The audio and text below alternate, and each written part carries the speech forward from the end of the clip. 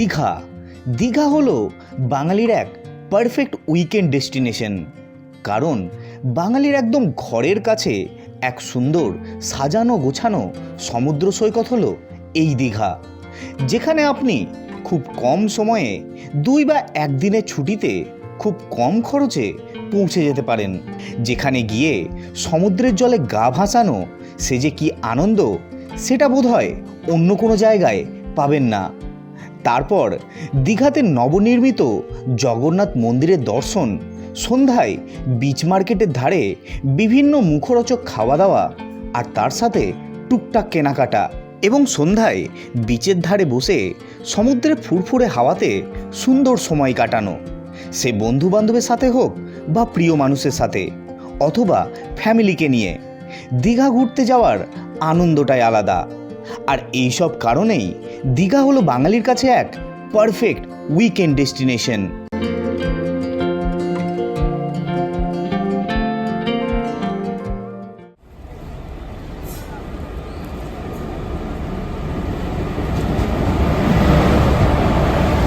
দিনটি ছিল 18ই ফেব্রুয়ারি। কাটোয়া স্টেশন থেকে সকাল 9:33 মালদা হাওড়া ইন্টারসিটি এক্সপ্রেস ধরে আমিও রওনা দিলাম দীঘার উদ্দেশ্যে। ঘন্টা 3 জার্নির পর বেলা 12:30 নাগাদ এসে পৌঁছলাম হাওড়া স্টেশনে।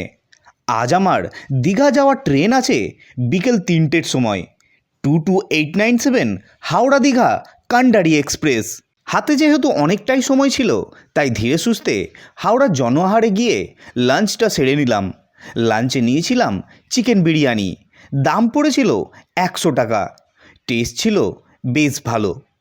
তারপর দুপুরের খাওয়া সেরে চলে আসি হাওড়া স্টেশনের নিউ কমপ্লেক্সে। ফোনের অ্যাপস অনুযায়ী হাওড়া দীঘা কান্ডারি এক্সপ্রেস ছাড়বে হাওড়ার নতুন কমপ্লেক্সের 19 নম্বর প্ল্যাটফর্ম থেকে। স্টেশনে পৌঁছে কিছুক্ষণ অপেক্ষা করতেই কান্ডারি এক্সপ্রেস এসে পৌঁছলো হাওড়ার 19 নম্বর প্ল্যাটফর্মে। এই ট্রেনে আমার কোচ ছিল D4 আর সিট নাম্বার ছিল 79। এটি হলো 2S অর্থাৎ second sitting non AC coach. Howrah থেকে দীঘা পর্যন্ত 2Sের ভাড়া 110 টাকা জনপ্রতি। এছাড়া এই ট্রেনে আছে 2টি এসি কোচ। হাওড়া থেকে দীঘা পর্যন্ত এসি কোচের ভাড়া 389 টাকা, এবং আছে জেনারেল কোচ, যার ভাড়া 90 টাকা। ঘড়িতে তখন বিকেল 3:20। নির্ধারিত সময় থেকে প্রায় 20 মিনিট দেরিতে হাওড়া স্টেশন থেকে ছাড়ল 22897 হাওড়া দীঘা কান্ডারি এক্সপ্রেস।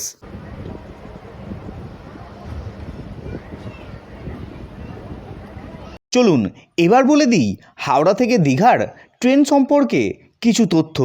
22897 হাওড়া দীঘা কান্ডারি এক্সপ্রেস সপ্তাহে প্রত্যেক দিন বিকেল 3টের সময় হাওড়া স্টেশন থেকে ছাড়ে, এবং হাওড়া থেকে 185 কিলোমিটারের পথ অতিক্রম করে সন্ধ্যা 6:20 এই ট্রেন পৌঁছে যায় দীঘা স্টেশনে এবং তার যাত্রা শেষ করে। হাওড়া থেকে দীঘার মধ্যে এই ট্রেন মোট 6টি স্টেশনে হল্ট দেয়। হাওড়া ছেড়ে এই ট্রেনের প্রথম হল্ট সাঁতরাগাছি, আর এই ট্রেনে আপনারা প্যান্ট্রি কার পেয়ে যাবেন।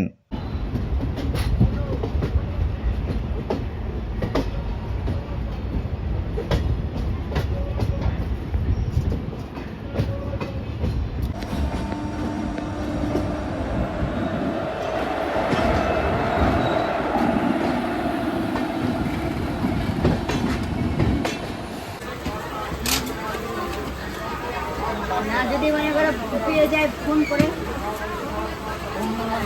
নিচে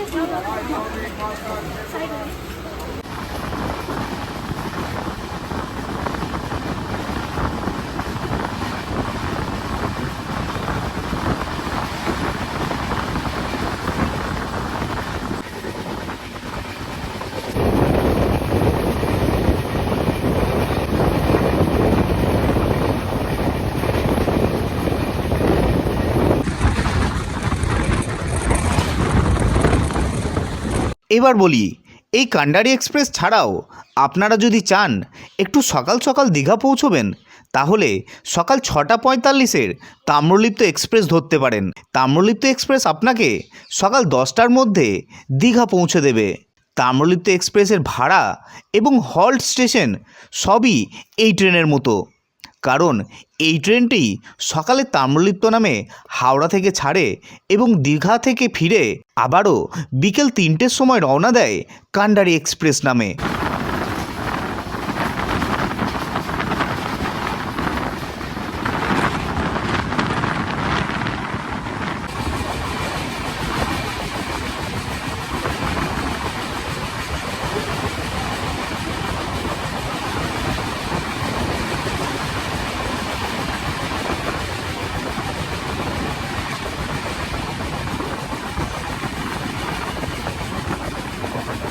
সময় ঘড়িতে তখন প্রায় বিকেল 5টা। দিনের শেষ সূর্যের আলো উঁকি দিচ্ছিল গাছের ফাঁক থেকে। আর ঠিক তখনই আমাদের ট্রেন পার করল রূপনারায়ণ নদীর ব্রিজ, যাকে আমরা বলি কোলাঘাট ব্রিজ। একদিকে সূর্য অস্ত যাচ্ছে আর সূর্যের লাল আভা এসে পড়েছে রূপনারায়ণ নদীর জলে। সব মিলিয়ে তৈরি হয়েছে এক মায়াবী দৃশ্য, যা সত্যিই অসাধারণ।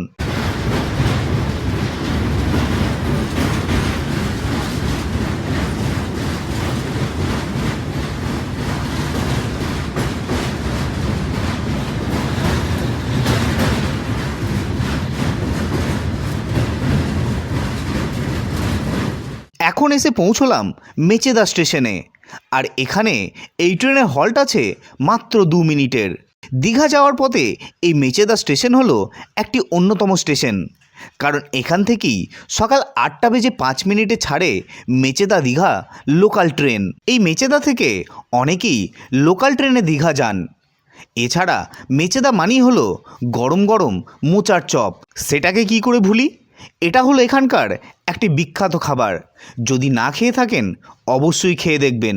তারপর তমলুক, কাঁথি ও রামনগর স্টেশন পার করে নির্ধারিত সময় থেকে প্রায় 1.5 ঘন্টা দেরিতে সন্ধ্যা 7:40 এসে পৌঁছলাম দীঘা স্টেশনে।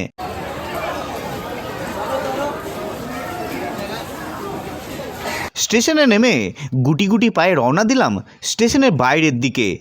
যেতে যেতে স্টেশনের প্ল্যাটফর্ম থেকে চোখে পড়ল দীঘার নবনির্মিত সেই জগন্নাথ মন্দির।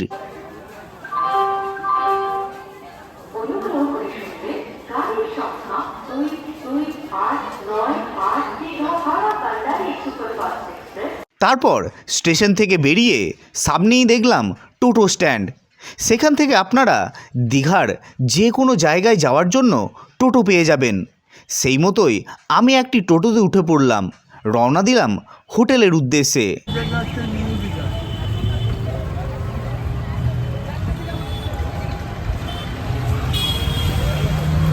রাস্তা দিয়ে যেতে যেতে আবারও চোখে পড়ল দীঘার সেই বিশাল জগন্নাথ মন্দির। চারিদিকে পর্যটকের ভিড় কিন্তু বেশ ভালোই ছিল।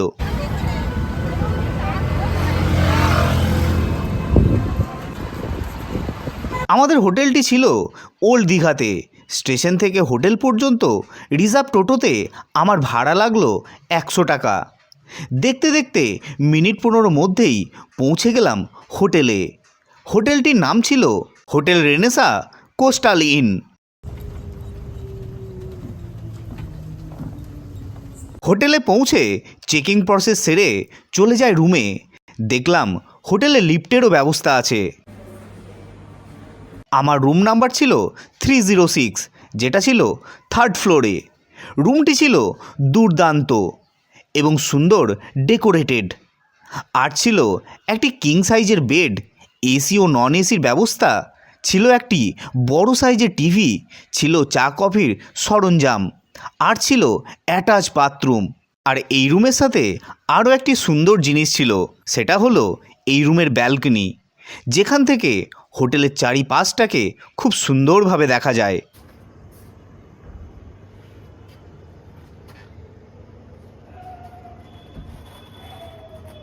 সেদিন রাত্রে আর কোথাও যাইনি, কারণ শরীর ছিল বেশ ক্লান্ত। তাই রাতের খাবার খেয়ে শুয়ে পড়েছিলাম। আর রাতের খাবারে দিয়েছিল ফ্রাইড রাইস ও চিলি চিকেন। টেস্ট ছিল দুর্দান্ত।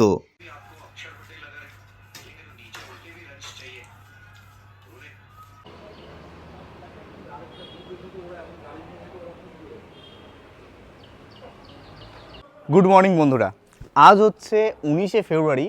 আমি আছি দীঘাতে। তো গতকাল আমি যখন দীঘাতে আসি তখন অনেকটাই রাত হয়ে গিয়েছিল, আপনারা দেখেছেন। তো ভালো করে হোটেলটা আমি দেখাতে পারিনি। তো আজকে আপনাদের একটু হোটেলটা ভালো করে দেখাই এবং হোটেল সম্পর্কে সমস্ত কিছু বলে দিই। আমি এখন আছি ওল্ড দীঘাতে, আর হোটেলের নাম হচ্ছে রেনেসাস। খুব সুন্দর একটা হোটেল, আর এই হোটেলের রুমগুলিও কিন্তু দুর্দান্ত। আর বলে দিই, এই হোটেলে কিন্তু একটা সুইমিং পুলও আছে। সুইমিং পুলের সাথে খুব সুন্দর একটা হোটেল হচ্ছে এই রেনেসাস। ঠিক আছে, সময় এখন ঘড়িতে সকাল 9:30। ব্রেকফাস্ট অলরেডি করে নিয়েছি। ব্রেকফাস্টে ছিল পুরি সবজি। আমরা এখানে ফুডিং লজিং নিয়েছি, তো ব্রেকফাস্টে পুরি সবজি ছিল।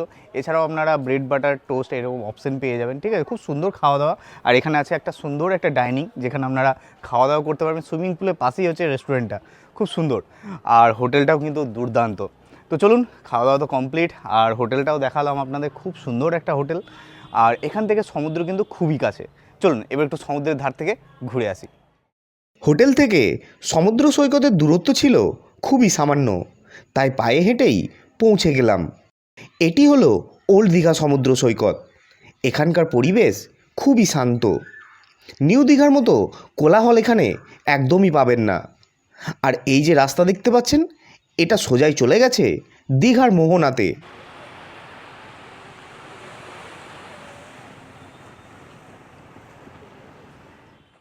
সমুদ্র সৈকতের ধারে বেশ কিছুটা সময় কাটিয়ে স্নান সেরে এবার আমি চলে যাই দীঘার নতুন আকর্ষণ জগন্নাথ মন্দিরের উদ্দেশ্যে। তো বন্ধুরা, এখানে একটা সুন্দর ইনফরমেশন আপনাদের দিয়ে দিই। আপনারা যারা আগামী দিন দীঘা ঘুরতে আসছেন এবং চাইছেন যে সুন্দর একটা যদি স্কুটি বা বাইক ভাড়া পাওয়া যেত, রেন্টে পাওয়া যেত, তাহলে কত ভালোই না হতো। চারিপাশটা ঘুরে দেখতাম। হ্যাঁ, একটা তো দীঘাতে এখন কিন্তু স্কুটি ভাড়া পাওয়া যায় বা বাইক ভাড়া পাওয়া যায়। এই দেখুন, এই স্কুটিটা আমি রেন্টে নিয়েছি। হ্যাঁ, এখানে প্রপার শপ নেই, কিন্তু আপনারা এই যে স্ক্রিনের দেওয়া নাম্বারে, এই নাম্বারে ফোন করে কিন্তু আপনারা স্কুটি বা বাইক ভাড়া পেয়ে যাবেন। ঠিক আছে, কারণ এখানে টোটো ইউনিয়নদের একটু চাপ আছে, সেজন্য প্রপার শপ পাবেন না। ঠিক আছে, কিন্তু ফোন করে আপনারা এই নাম্বার থেকে কল করে আপনারা স্কুটি বা বাইক ভাড়া পেয়ে যাবেন। তো চলুন, এই স্কুটিতে করেই আজ আমরা ঘুরে দেখব দীঘার আশেপাশে কিছু সাইট সিন। আপনারা যদি গাড়ি বা বাইক নিয়ে মন্দিরে আসেন, তাহলে মন্দিরের 6 নম্বর প্রবেশদ্বারের কাছেই পেয়ে যাবেন বিশাল পার্কিং। সেখানে আপনারা গাড়ি পার্কিং করতে পারেন, আর এই পার্কিংয়ের জন্য লাগবে না কোনো টাকা। তারপর নির্দিষ্ট স্থানে জুতো রেখে মন্দিরে প্রবেশ করুন। জুতো বা ব্যাগ রাখার জন্য আছে কাউন্টারের ব্যবস্থা।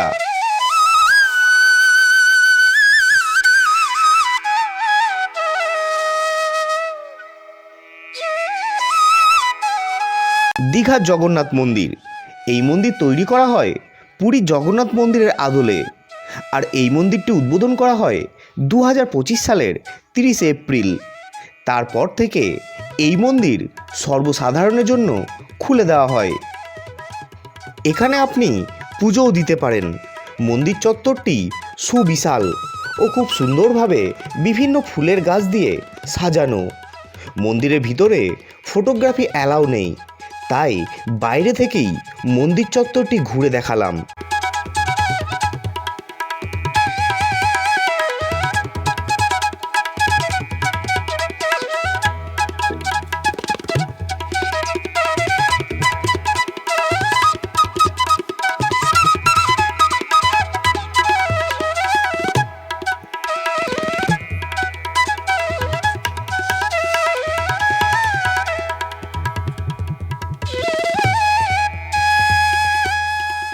তারপর মন্দির ঘুরে ফিরে চলে আসি হোটেলে, এবং দুপুর 2টো নাগাদ চলে যাই লাঞ্চ করতে।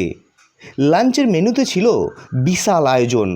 ছিল ভাত, আলু ভাজা, ডাল, ইঁচড়ের তরকারি, কাতলা মাছের কালিয়া, চাটনি ও পাঁপড়। প্রত্যেকটি খাবার ছিল খুবই সুস্বাদু।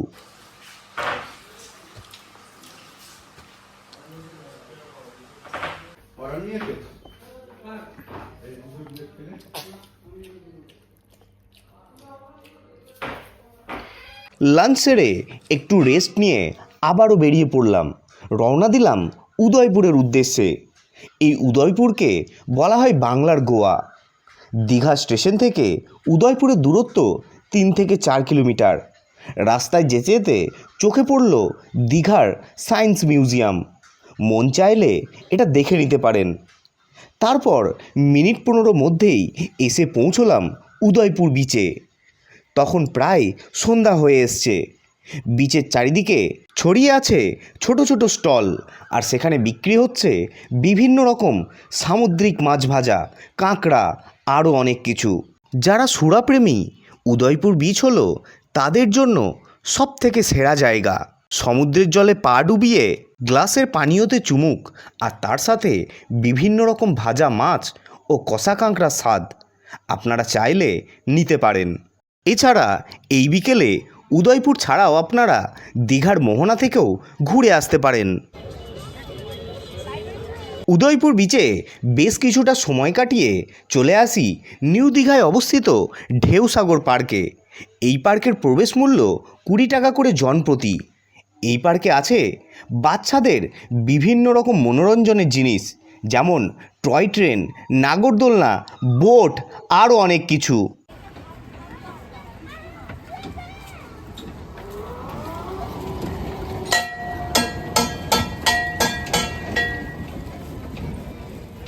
এছাড়া আছে অসংখ্য মুখরোচক খাবারের দোকান, রেস্টুরেন্ট, আর সন্ধ্যায় এই পার্কটিকে বিভিন্ন রং বেরঙের আলোতে সাজানো হয়।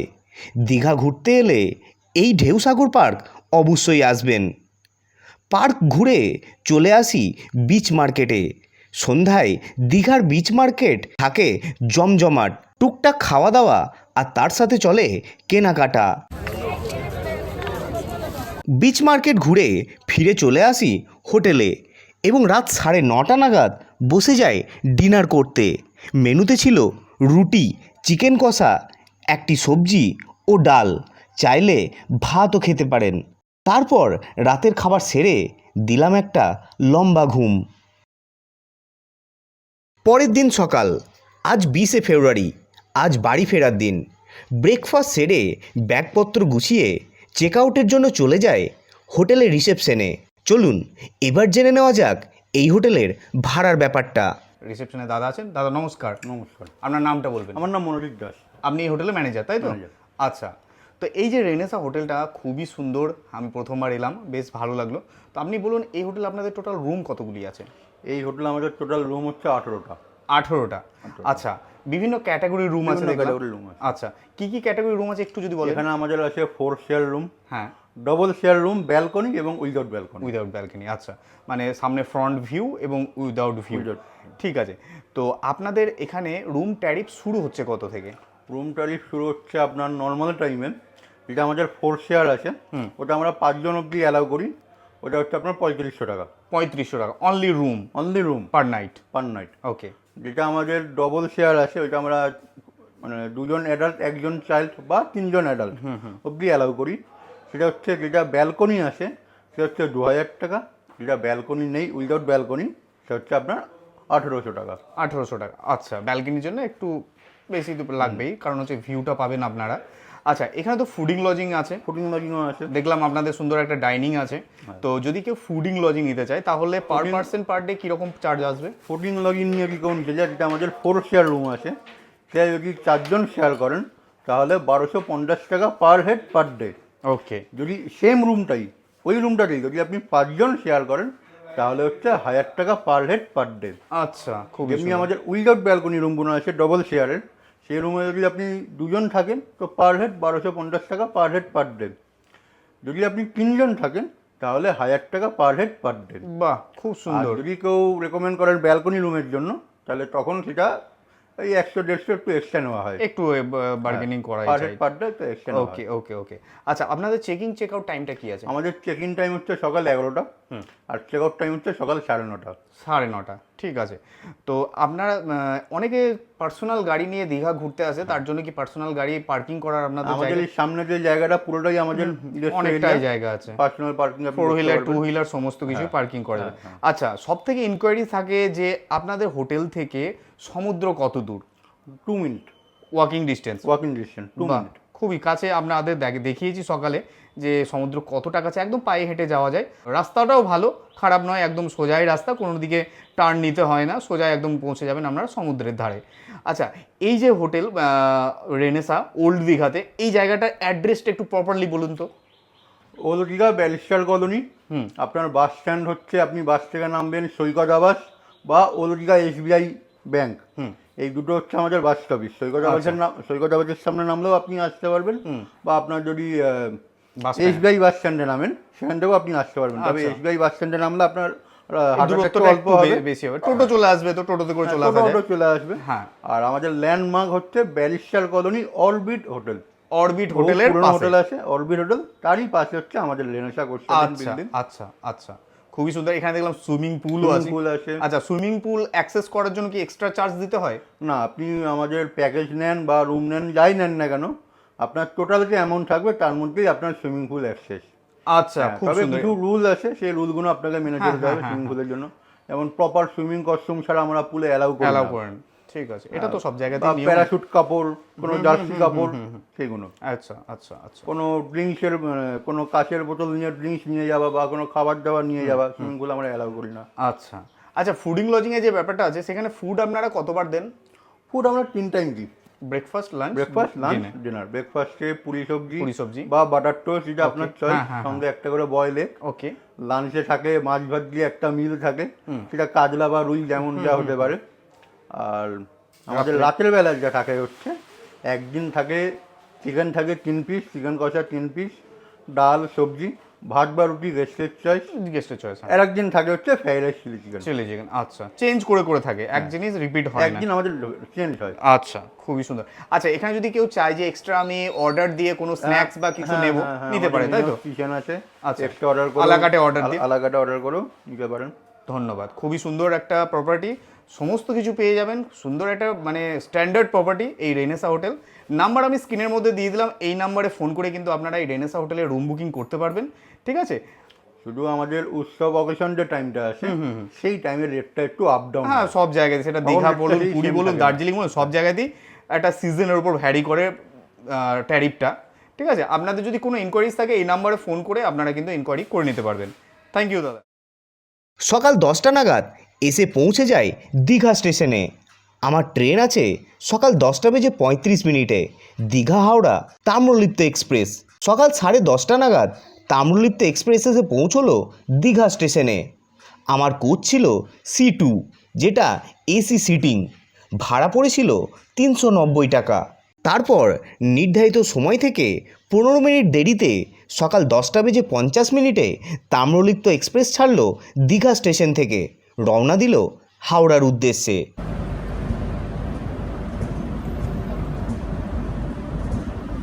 তো বন্ধুরা, এই ছিল আমার দীঘা ভ্রমণের ভিডিও। কেমন লাগলো অবশ্যই জানাবেন। ভালো লাগলে একটি লাইক করে দেবেন, আর চ্যানেলে নতুন হলে চ্যানেলটিকে অবশ্যই সাবস্ক্রাইব করে নেবেন। ফিরবো খুব তাড়াতাড়ি নতুন ভিডিও নিয়ে।